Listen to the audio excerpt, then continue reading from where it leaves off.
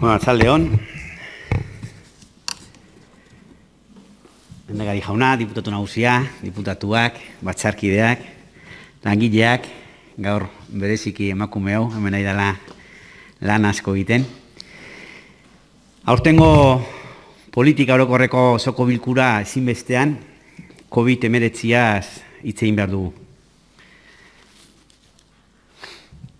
Zerikusi handia duelako bizitzen ari garen egoerarekin. Zerikusia bai, handia, baino ez da daukagun egoera guztiaren erantzule bakarra. COVID-19.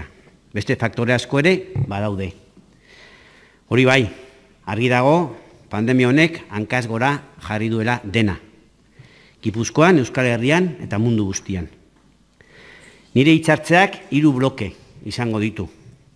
Hasteko, COVID-19 eta munduan eraiki dugun sistemari buruz hitz egin nahi nuke. Gipuzkoa ez dago munduko errealitatetik kanpo, eta Gipuzkoatik ere gurea egin dezakegu gauzak aldatzeko. Bigarrenean, Gipuzkoaren egoeraz hitz egingo dut. Datu asko eman dira dagoeneko, asko eta asko konpartitzen ditugunak. Eta bukatzeko, EH Bilduko kideok elkarlanerako eta aurrera egiteko dugun konpromisoa berretsi nahi nuke. Hori bai, aurreratzen dizuet, norabidea aldatzeko elkarlana izan beharko du. Premiazkoa dugu hau, ezinbestekoa esango nuke. Eta hori egiteko, 2 oinarri daude. Publikatu zonetik aritzea eta beti gora eraikitzea. Herritarrekin, eragileekin eta udalei protagonismo berezia emanez. Dena, nola ez, gardentasun osoz. Az gaitezen beraz. Birus honek agerian utzi ditu lehendik genituen gabezia asko. Zer pentsa eman digu urteetan eta urteetan eraiki dugun munduari buruz. Erakutsi digu pertsonok, baita lehen mundu aberatz, honetan bizigarenok ere, hauskorrak, hilkorrak garela. Naturaren parte bat besterik ez, birusa bera bezala. Adirazu digu, birusak, gizakiok kontsumo erritmoa jaisten dugunean, naturak eskertu egiten duela. Eta agian garrantzitsuena, abisu bat bidali digu. Esanez, gauzak beste modu batera egiten ditugula edo desastrera goazela. Eta mezu nagusi hau ez dakit jaso duen foru gobernuak. Gaur, goizeko agerraldian, espaitugu norabidea aldatzeko asmo nabarmenik ikusi. Honen guztiaren alde gogorrena, birusak ondorio latzak utzi dituela, baita gurean ere. Osasun krisia eta krisi ekonomiko eta sozial izugarriak. Xok bat izan da. Eta badakizue, xokek lur jota usten gaituzte, baina ikasteko eta indartsuago ateratzeko ere balio dezakete. Ezbehar bat aukera bihurtzea doain handia da. Errezilientzia deitzen zaio orain. Herri honek badaki horretaz zerbait. Eta bizi izan duguna, bizitzen ari garena, aukera bihurtzea proposatzen dizuegu. Ikusi eta ikasitakoak oinarri, bide berri bat egitea. Elkarrekin, zintzoki. Prest gaude horretarako. Edo berriro ere betiko akatsak errepikatzen jarraituko dugu betiko emaitzak lortzeko. Mundua gaixo dago, larri. Kontsumismo basati aseezina. Berotze efektua. Mundu mailako desorekak. Errekurtso naturalen desagerpena. Ezberdintasun sozialak. Ahulenen esplotazioa. Deforestazioa. Lehorteak. Gozea. Gerrak.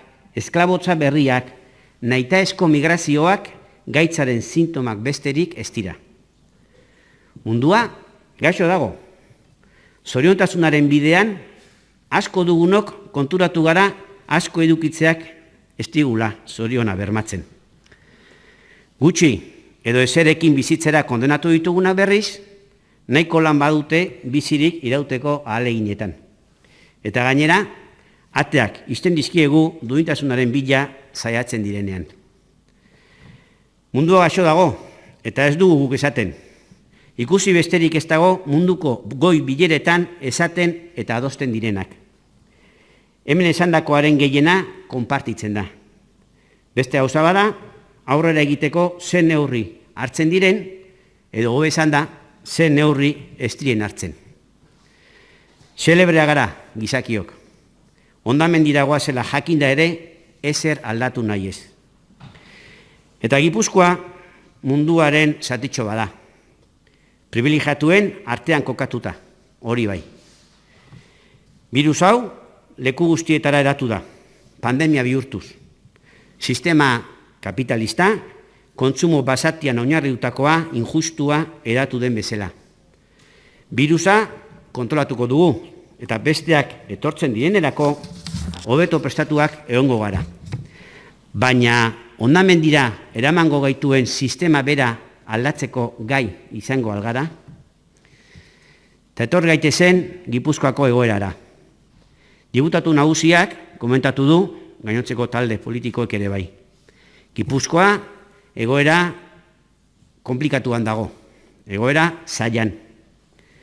Goizeko agerraldian, faltan bota dugu gobernuak autokritika egitea. Egungo egoera ez da soilik COVID-19 Gipuzkoaren egoera lehen ere nahiko larria bazen. Egoitzen egoera larria zen. Lehen sektoreko eta enpresa askotako krisiak hortzeuden. Bertako komertzioen hondamendia nabaria zen. Okerrera egin dute pandemiarekin, bai, baino aurretik ere hortzeuden arazoiek. Pandemiaren garaian, osasun aldetik, datu asko eman dira dagoeneko eta ezaguna dira. Eta esango nuke datu gehiegi eta askotan modu traketzean ere eman direla. Hina izai hemen eman diren datu iburuz. Seguruenik denbora bat pasa beharko du hauek zehazki ezagutu eta aztertu ahal izateko. Baina kontuz. Horrek ez du esan nahi, Gipuzkoan eta Euskal Herrian orokorrean pandemia honek oso gogor jo ez duenik. Zehaztapen guztiak iristen direnean, hemengo datu erlatiboak mundu mailako okerrenetakoak direla baieztatuko da. Gipuzkoar asko gaixotu eta hil egin da. Kalte psikologikoak ere, izugarriak izango dira, izaten ari dira. Arlo sozialean, Gipuzkoa gainerako lurraldea bezala aldatuta dago. Triste dagoela esango nuke. Auzo eta herri bizitza murritzagoa da. Harreman sozialak mugatuta daude. Kontaktu fisikoa desagertu egin da. Lan arazoek kezka sortzen dute. Izua ere badago. Festak, ekitaldiak apenas gelditzen dira eta beti ere formatu berrietan, formatu arrotzetan. Ekonomia ikuspegitik, sektore guztiak daude oso kastigatuak. Eta ez bakarrik birusengatik. Aurretik ere krisian zeuden eta birusak gogor kolpatu ditu. Lehen sektorea, pandemia aurretik ere, gure barne produktu gordinaren eta langile guztien 0,8% etzen iristen. Hamarkadetan hartutako erabakien ondorioa ere bada. Industrian kolpe izugarria izaten ari da. Eta aspaldiko kontua da, ez oraingoa. Gipuzkoan, 27.000 lanpostu desagertu dira azkeneko urtetan aurreko krisitik onaino. Datu asko eman dira honi buruz ere. Ez du inoiz zalantzan jartzen, enpresa handitan arazoak dituztela, sektore batzuetan jendea bidaltzen edo ixten ari direla. Enpresa txiki eta mikroenpresa asko ere itxi egin behar izan dituzte edo itxiko dituzte. Pandemiako lehen hilabetetan produkzioa 16% jaitsi zen iazkoarekin alderatuz. 63.500 langile Gipuzkoar erte batean egon dira edo daude. Eta hauetako asko ertetik ganbeziara pasa dira edo pasako dira. Ostalaritzan kalkulatu dute 400 establezimendu itxiko direla. 5.005 langile kalean utziz. Komertzioan datuak ere negargarria dira. Pandemien aurretik hilzorian zeuden asko eta orain etorkizuna are beltzagoa dute. Turismo sektorea ere gogor kolpatu du pandemiak. fakturazioan 100% jaitsiera aurreikusten dute.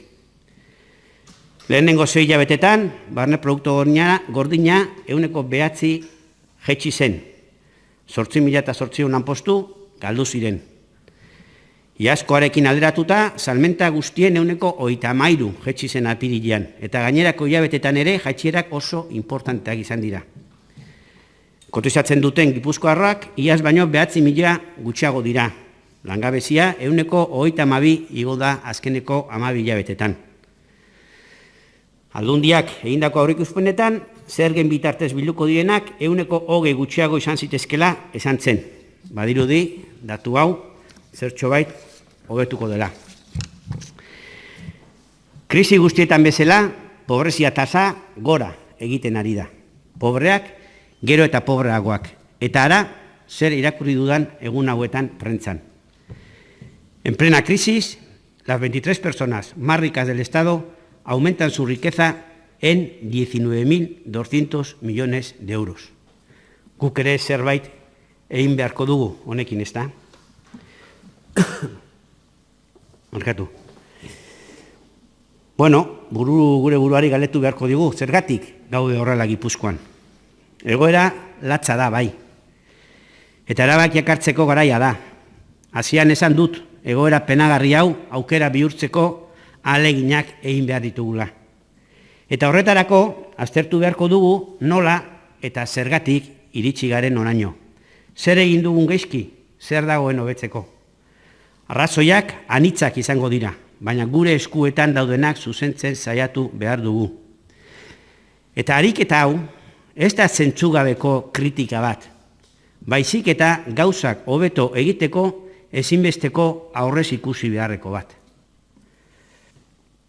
Hilako eta gaixoen kopurua Gipuzkoan oso altua da. Zergatik, ni naiz ausartzen erantzutera. Segurueni faktore asko eta ezberdinak egongo dira. Baina hau guztia hasi zenean, Osakidetza eta egoitzak zeuden egoerak zerikusia izango dute ere. Inor konsideratzen badu, hauek aipatzea erabilera politikoa egitea dela, oker dabil. Ezinezko izango dugu hobetzea, ez baitugu benetan mahai gainean jartzen egon daitezkeen faktore guztiak. Pandemia aurretik bazetorren krisi ekonomikoa. Ez da birusaren ondorioa, honek azeleatu egin badu ere. Lehen sektorearen azken urteetako hondamendia zergatik izan da. Ustiapen handiak bultzatu dira, eta salmentetan azalera handietako edo multinazionaletatik dependentzi handiegia eduki dute. Lurra ez da erreserbatu, belaunaldien arteko erreleboa ez da landu. Industriarloan enpresa itzindaria ditugu Gipuzkoan, handiak, ertainak, txikiak, kooperatibak, danetatik. Baina oraindik ere, transizio teknologikoa eman gabe, kasu askotan gertatzen da, txikietan batez ere. Agian ez da asmatu, sektore batzuen produkzio hildoak beste merkatuetara bideratzen. Globalizazioa, deslokalizazioa, merkatuen dimentsio mundialak alde onak izango zituen, baina txarraz ez gara jabetu. Komerzio txikia ez da babestu, frankizia eta makrodendei berriz errestasunak eman zaizkie. Orokorrean ez ditugu langileen lan baldintza duinak bermatu. Ausardiaz joka dezagun. Mahai gainean hauek guztia jarri eta nondik nora egin behar dugun adostu. Zuzendu beharrekoak, zuzendu. Oraingoan, gauza berdinak egiten jarraitzen badugu, emaitzak ere berdinak izango dira. Aldatzeko garaia da. Ausardia behar da, diputatu nagusia. Eta aitortu behar duguna da, behingoz, azkeneko urtetan egindakoak ez duela funtzionatu. Aldatu behar dugun sistema elikatzen jarraitu dugula. Eta berria diot, sistema da aldatu behar duguna, estrukturalki. Ez orain bizi dugun egoera berezi honetan soilik pentsatuz. Epe luzerako aldaketak, ez epe motzeko partxeo koiunturalak. Eta horretarako lehentasunak aldatu behar ditugu. Badakigu, egun batetik bestera aldatzea ezinezkoa dela. Baina transizio epe bat eta konpromesu zehatzak hartzen badira, gure elkarlana izango duzue. Elkarlana.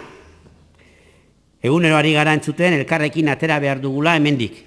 Eta ez dago gaizki esana.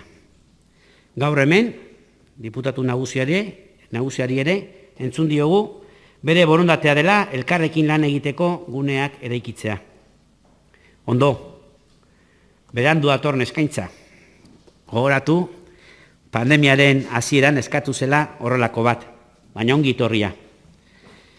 Gaizki egindakoak aitortu eta zuzentzea txalotzeko izaten da.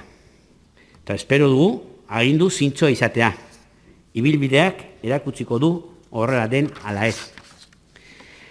Elkarlanaren alde gaude eta gure konpromisoa duzue horretarako.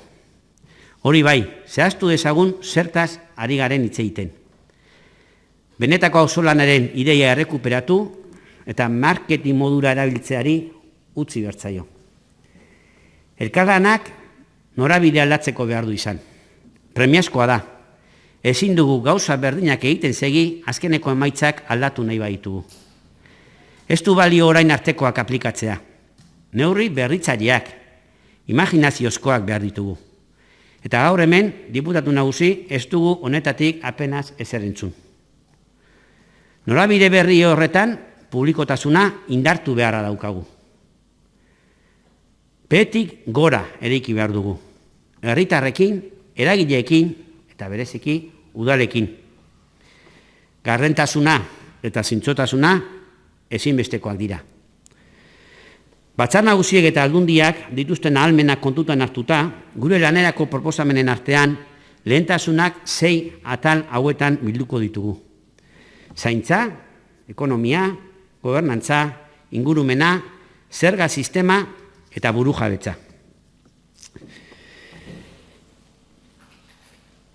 Hurrengo urtetako erronka nagusinetakoa da adinekoen pertsonena. Egoitzei buruz, hitzein beharra dago. Privatizatzeko joera amaitu beharra dago. Menpekotasunen bat dutenak, aldek edadeko gipuzkoarrak, ezin dute inolaz ere, bakar batzuek diru irabazteko merkantzia izan. Hirugarren sektorearen laguntzarekin, publikotasunaren aldeko apustua irmoa egin behar dugu. Eta hori, posiblezten bitartean, kontrol publiko eta bakarra egoitza guztietan. Erantzukizunik esleitu gabe. Langileen eskaerei kasu egin behar diegu. Etxez-etxeko zerbitzua eta internet egoera duintzeko lan egin behar dugu. Krisi garaian sortutako desorekak zuzendu egin behar dira. Egoiliarrak edo eguneko zentroetako erabiltzaileak etxe-atxean gertatutakoa adibidez. Senitartekoekin bildu egin behar da, beraien aldarrikapenei modu justuan erantzuteko. Gaur, goizean aipatu da. Ezinbestekoa da, senitarteko eta egoiliarren arteko harremana bermatzea. Ekonomian, lehen sektoraren aldeko apustua egin beharra daukagu benetan elikadura burujabetzaren bidean. Diversifikazioa, lurrak eskaintzea, erreleboak lantzea, salmenta zuzena, administrazioen konpromisoa, kanpainak mai gainean egon behar duten gaia dira. Industria, dependentzia izugarria dago merkatu globalerikiko. Bere alde on eta txarrekin. Etorkizuneko sektore estrategikoak sustatzeko planak behar ditugu. Ekonomia berdea, energia berritzaileak, ikerketa eta garapena. Enpresa txiki eta mikroenpresei lagunduz, baita ere transizio ekologiko eta digitalean ere. Benetako benetako estrategia behar dugu bertako komertzioa indartzeko. Azalera handiko denda gehiagoren beharrik ez dago Gipuzkoan. Zerga bereziak ezarri bertzaizkie dagoeneko eraikita daudenei. Tokiko merkatarien aldeko kanpainak eta bertan erosteko konpromisoak eta planak behar ditugu. Turismoan, zer erakusten diegu kanpotik datoztenei? pintxoak, gastronomia, paisaiak, eskulturak eta hori oso ondo dago dana. Baina herri honek badu beste zerbait berezi egiten duena. Bertako herritarrak, historia propio bat. Zailtasunen aurrean aurrera egiteko gaitasuna. Erori eta berriro zutitzeko, antolatzeko, bere nortasuna defendatzeko. Goazen hori dana erakustera. Kulturan, gogorazi behar dugu kultura sektore ekonomiko garrantzitsua ere badela. Asko dira euren ogibide kultura dutenak. Eta ez bakarrik nazioarteko produkzioetan lan egiten dutenak. Bertako sortzaileak ere bai, ahaztuta ditugunak. Eta teknikoak, programatzaileak, aktoreak, aretoetako arduradunak. Ikus dezagun kultura sektore ekonomiko bezala. Sortzaile eta langileak babestu eta euren ekoizpenari lehentasuna eman diezaiogun. Eta noski kultura bada norgaren erakusteko bide bat ere. Eta gurea dagokion lekuan jartzeko. Zeintzuk izan garen eta garen erakusteko. Beste eren aurrean gu ere existitzen garela esateko. Zentzu berean, euskara berak ere bultzada behar du. Eta ez bakarrik erabiltzeko garaian. Euskalgintza ere sektore ekonomiko bezala kontutan hartu behar dugu. Gauza asko aipatu ditut, eta batzuk goizian atera dira. Elkarrekin lan egiteko, gure ustez hauedanak, hitz egin beharra dira. Eta hau dana nola egin da beste galdera bat. Izan ere, gobernu batek, ideia onena edukita ere, ideia hau ezartzeko garaian inplikatuta daudenek onartu egin behar dute. Konfrontazio eta gaizki ulertuak saiestu nahi baditugu behintzat. Gauzak ez dira horrela egin, orain arte. Inposatu asko egin da. Ez konpartitu, ez adostu, ez konbentzitu. Eta hori ez da bidea. Goizean, adibidez, ogasunean onartutako hainbat foru dekretu aipatu dituzue, gobernuak onartutakoak eta hemen berritzitakoak, baina diputatu nagusiari ahaztu zaio 3/2020 foru dekretua aipatzea. Eta bertan, udala finantziatzeko funtsatik 20% murrizketak aplikatuko zaiela onartu zen. Alde bakartasunetik aplikatu zen. Eta alde bakartasunetik lan egite hau aldatzea premiazkoa da.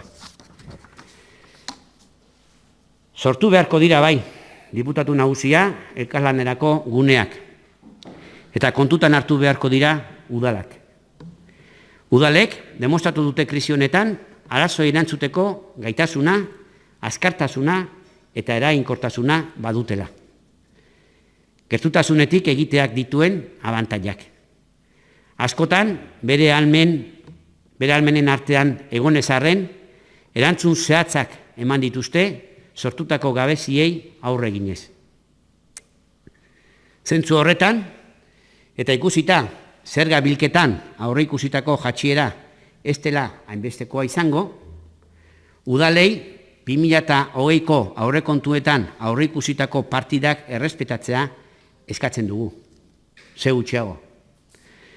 Hildo beretik, Nafarroan egin den bezala, Eusko Jaurlaritzari eskatu beharko genioke, aho batez, funts bat sortzea udalei laguntzeko. Hemen aipatu da, diputatu nagusiak aipatu du, paula borondatea dirua jartzeko. Nik uste bi formula hauek erabiltzea kontutan hartu behar direla. Eta Espainiako gobernuari gerakinak erabiltzea, ahalbideratzea eta udal zerbitzuen kontratuak denboraldi batean eten izanaren kalte ordainak ordaintzea eskatu behar diegu. Espainiako gobernu izan baizen bete behar hori ezarri zuena. Eta Europari ailegatuko diren funtzen banaketa erabakiko den guneetan udalek ere parte hartzea. Ingurumena, hurrengo urtetan gai nagusinetako izango da espadaia dagoeneko. Amalurra ondatzen ari gara eta denok dugu ardura horretan. Hasi gaitezen, hemendik, lanean horri buelta emateko. Elkarlanean aritu nahi badugu, beti ere informazio zientifikoan oinarritu beharko dugu, ez enpresen interesetan. Oraintxe ematen diren isurketak, aireari, urari edo lurrari murriztu eta saihestu egin behar ditugu, bai arlo publikoan, baina baita ere pribatuan ere. Ezin dugu azpiegitura kutsatzaile eta disfuntzionalen alde egin. Horiek birpentsatu beharra daukagu. Eta kontrol publikoa behar dugu, araudiak eta baldintzak betearazteko. Eta zerbitzuak publikoak izan behar dute, baita hondakinen kudeaketarena ere.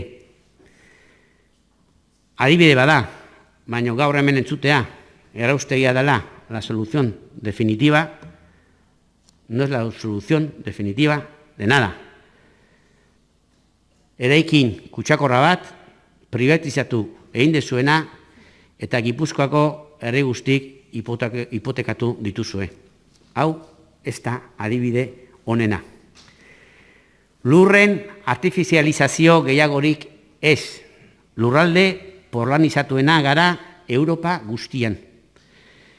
Bidera hitzagun lurrak, baso, lehen sektorerako eta disfrutatzeko. Mugikortasunean, garraio publikoen aldeko apustua egin behar dugu, eta ez hitzez soilik.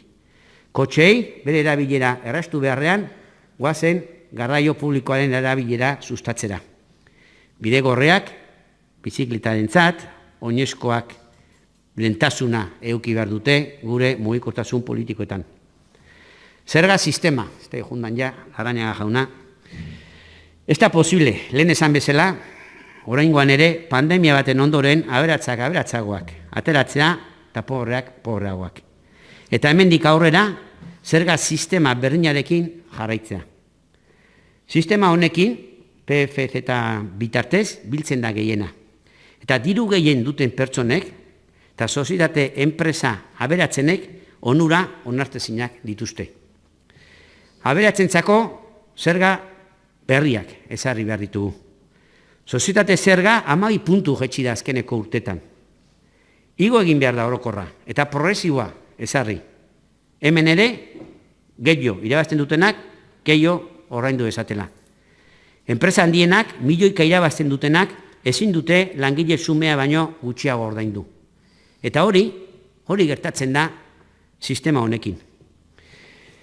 Aplikatzen diren onuren berrirakurketa ere egin behar da.